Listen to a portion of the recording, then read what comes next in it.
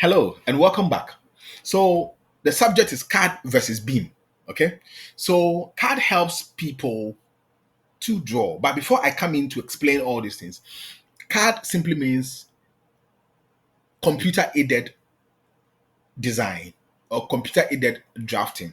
Okay, so at sometimes you see CADD, that's computer aided design and drafting.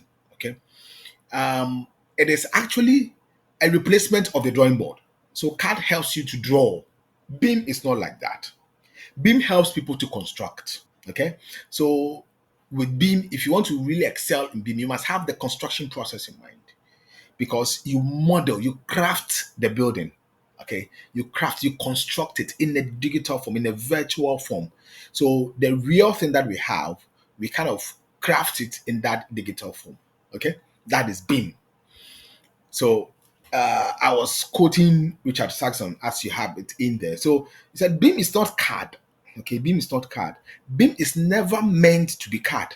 Unfortunately, a lot of people have migrated from CAD to BIM and they migrated from drawing lines into modeling, but they still have CAD mindset.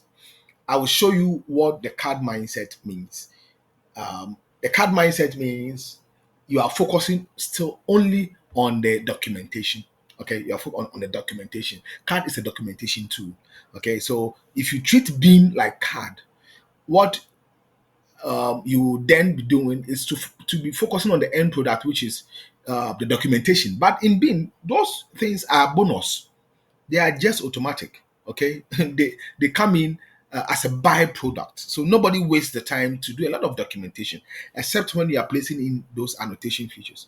So that is actually the key thing which you have to know. So BIM programs are design applications in which the documentation flows from and is a derivative of the process.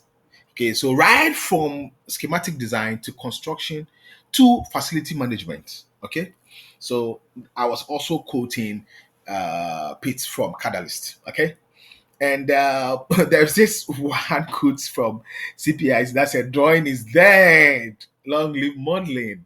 Okay, so it is. There is actually going to be a shift from drawing, okay, from documentation, those line works. There's actually going to be a huge shift from it, where your work is going to have a small percentage of drawing or documentation, okay, and then more of that stuff in the modeling rather. Okay, so that is going to be it. Hmm? So um, as we move on, I'm going to actually explain further.